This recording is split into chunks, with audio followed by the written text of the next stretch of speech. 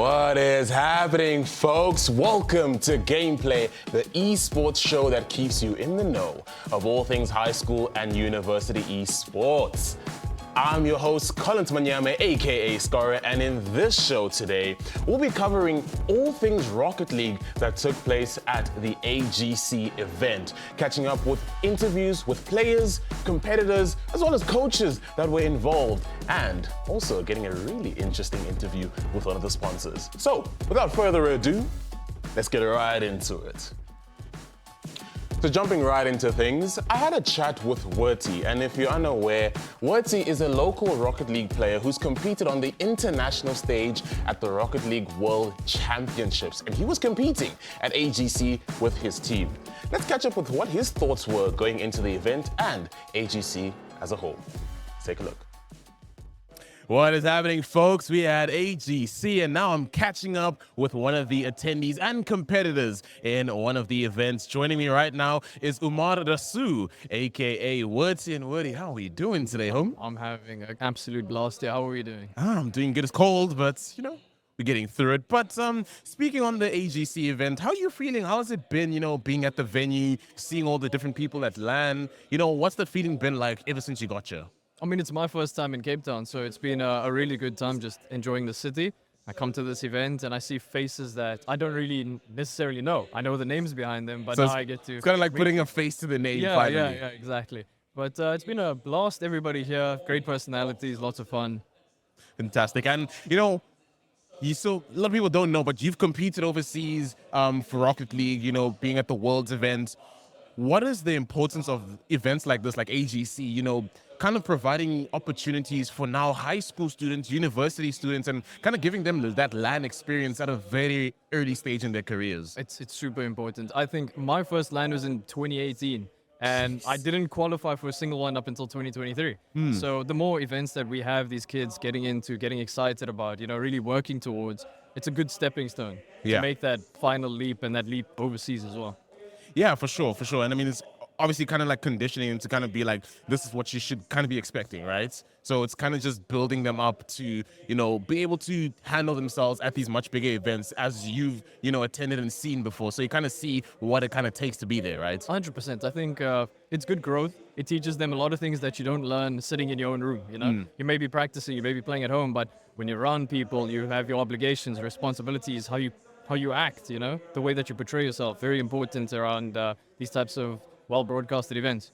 Fantastic. So going into this weekend, how are we feeling? Feeling excited? Feeling nervous? You've been on land before, but again, sometimes you never know. Always calm. It's never so always serious. Calm. Yeah, it's never too serious. Don't Gotta take it enjoy too yourself. serious. That's rule number one. Fantastic stuff. Couldn't have said it better myself. But that has been Werty, ladies and gentlemen. Keep an eye out for him and watch what he can do in the Rocket League Open. But I'll catch you in the next one. Thank you for joining us in this one. See you in a bit.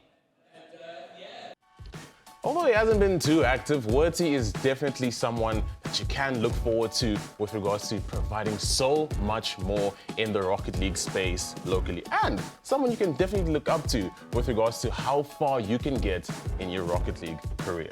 But further from that, let's take a look at some of the results that came through from the AGC event, starting off with the Rocket League schools side. This is going to be our top 4. In 4th place, we had Kuro Durbanville, and in 3rd place, first podium position, we had Thomas More College, and 2nd place, we had Hoërskool Oosmoed, who came out 2nd in what was a thrilling grand final where the teams battled it out and came out 3-2. And the winner of that grand final was PRG. Paul Ruas Gymnasium were the winners in that series. Going into our open division, we had Cosmic Co eSports come out in 4th place. In podium position, 3rd place, we had Bear Cave. 2nd place, we had Daft. And in 1st place, Last Dance coming out on top. And that is going to be our results for the Rocket League section. And moving from that, let's check into the next one. And now, let's get into my interview. I had an interview with the team PRG, who came out on top in the AGC schools side of things. PRG have been a team that have been dominant when it came to ASL, and AGC was the same story. But let's not take away from the team that they battled it out in the grand final against. They came out 4-3 on top, and here was their thoughts from both coach and captain on how they felt after their win and what's the next step for PRG. Folks, we are here with the winners of the Rocket League ASL. That is going to be PRG Polros Gymnasium. Gents, how are we feeling? How are we doing right now? Yeah, I'm feeling pretty great. It's great to win a final. I mean, when you take a look at it, best of 7 all the way through, one goal decided all of it. How are you feeling right now? Yeah, I think my legs are still shaking a bit. Honestly, I struggled to smile afterwards, but yeah, it was very stressful. It felt like a up and down, winning every game and then losing and then winning again.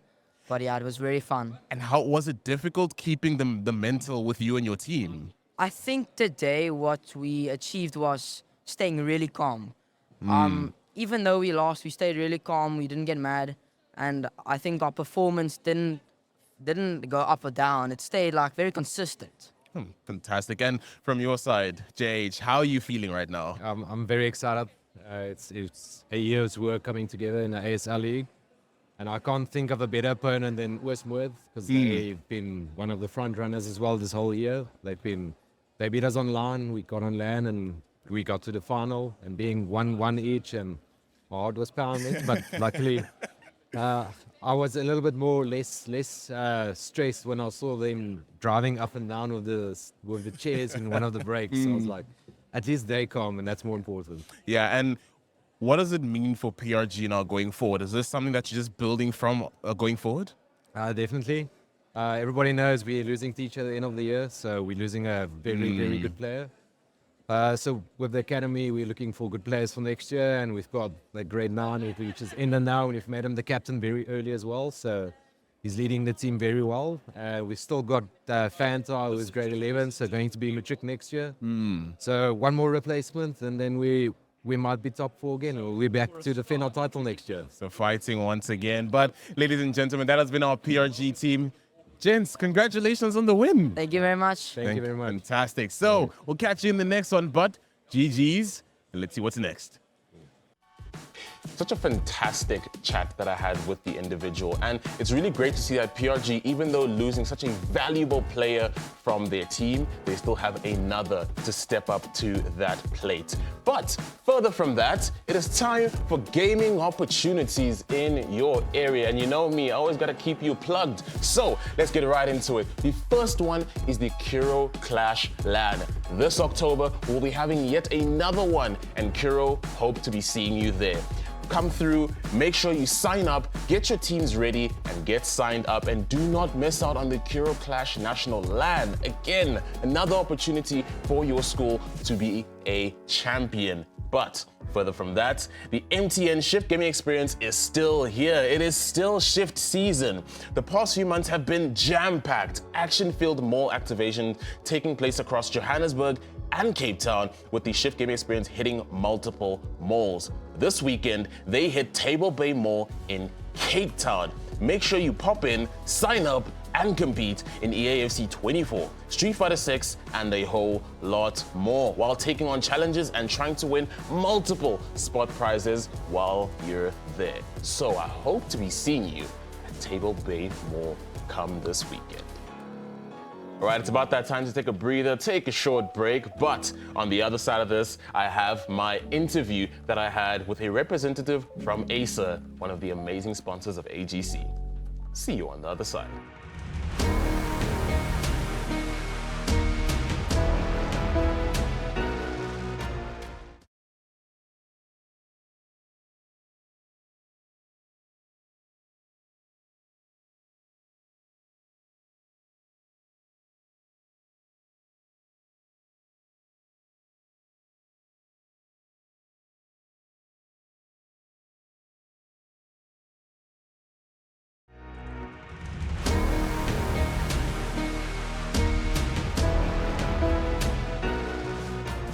What is happening, ladies and gentlemen? Welcome back to the second segment, and now I have my interview with a representative from Acer. How are you doing today, Dan? Yeah, good. You, Scar? I'm fantastic. It's finally a pleasure to have you on the show talking about, operations that Acer have going on within the background. But yeah, let's jump right into it. So Asa have been involved in the space for a few years now. You even have, your involvement for, a lot of the leagues that are going on. So what is the vision with regards to Asa and getting involved more in the high school and university space as of late? So yeah, look, the thing with esports is, well, think of it like Nike sponsoring grassroots soccer, right? We're a technology partner, so what better way to get involved and kind of grow esports than starting with the youth, right? So yeah, look, I mean, we've got AGC as well as ASL and AUL as big pillars within the education space, and supporting that really ends up benefiting not just South Africa, but as a technology company, it's something that we push for. Yeah, and I mean, the more involvement, especially with brands like Acer, in the space, it kind of does sort of give a little bit more vision to a lot of maybe the casuals that might be looking on. Yeah, Because I mean, absolutely. imagine seeing Acer plastered on an event. People want to know more about it, Yeah, right? absolutely. So getting involved with esports is something that's very close to us, and I mean, we've been sponsoring ACGL for a very long time. ASL is massively close to us, biggest esports league in for education, and that's really important to us. It's part of our giving back to making sure that we're bringing up the youth of today. Fantastic stuff. So ASA has this initiative. It's called ASA for Education, right? So what is the sort of reason this was established, and what are the standout goals for this initiative? So ACE for Education, well, geez, we are one of the few technology partners that have devices built for everyone from students to teachers with things like ruggedized casing. We have technology like ACE Classroom Manager and all that. So really, education is in our blood. Yeah. It's a cornerstone of our technology strategy. Our big focus is helping schools and students get through their digital transformation journeys. So ACE for Education is essentially ACE's promise to itself, as well as to the community and the end users at the end of the day, that we are committed to building students and the next generation by using our tech as an enablement device. So esports is kind of a part of that. It really is, because at the end of the day, the youth of today are brought up with technology. I mean, a lot of the kids born in the years 2000, 2005, all of that kind of stuff, they've had a phone with them from day one. I think you and I remember the days of Walkmans and stuff like that, but it wasn't really, it wasn't really. And could you say that this is kind of like ACE's sort of mission to sort of showcase that it's not just about being a tech company or providing the best equipment, but also trying to instill yourselves at these grassroots levels to allow for more growth to happen in the spaces that you're involved in? Oh yeah, absolutely. I mean, one of the most important pillars of our strategy within not just South Africa, but kind of as a global, is just trying to ensure that the technology that we're providing is giving students the right kind of platforms for everyday use, not just within the classrooms, but from ensuring that these kids are future-proofing themselves from a tech perspective within esports, within programming, design, anything like that. So ensuring that we got the latest technology in the hands of those that can really use it and take advantage of it is really important to ACE. It really is. That's great. But what are ACE's future plans for expanding their support and involvement within the high school and university space going forward? So ACE's had a funny kind of history with esports within South Africa, with specifically guys like Kuro, for example, where we really started like a bit more of an activation of sorts in the year of 2020, funny enough, just to see how we could get involved and ensure that we are growing esports within South Africa in the education space specifically. Turns out that all of a sudden, 2020, there was COVID-19 and a whole bunch of kids learning from home as well as playing at home. And it just caused this massive explosion of interest in online, competitive online gaming. So with that in mind, our little activation ended up becoming a kind of a big strategic pillar of ensuring we are really building up esports within South Africa and enabling kids to be able to compete online from anywhere in the country learn responsible gaming from a social perspective as well as an education side. So getting involved in the esports within with AGC and ASL, both of these are incredibly important to ASA because we are really just helping the schools leagues within schools and universities really just prosper within South Africa. That's fantastic. So I think that kind of is a indication that we might be seeing ASA a bit more to come going forward. Oh, definitely. In education, 100%. That's fantastic. Your team and ACGL recently announced and confirmed a 3-year partnership deal together, right? Is this the next step forward towards growth within the high school and university space? Yeah, so it's a bit unfortunate that an announcement like this does kind of get lost in the hubbub with some of the older gamers, etc. But it's not really kind of confirmation that we are going to carry on investing. It's more that's exactly what it is. It's actually it's a continuation of our investment. We have been quite seriously involved within esports within South Africa in the education space as well as obviously the social and professional space as well within the last couple of years. But this is just really sticking to our guns. We are we intend to invest heavily in South African esports. From an education perspective, a social perspective, as well as professional side. And just because at the end of the day, it's part of our ethos, it will benefit us. But is it a new direction? No, I think it is actually really just cementing the fact that we really do believe in South African esports.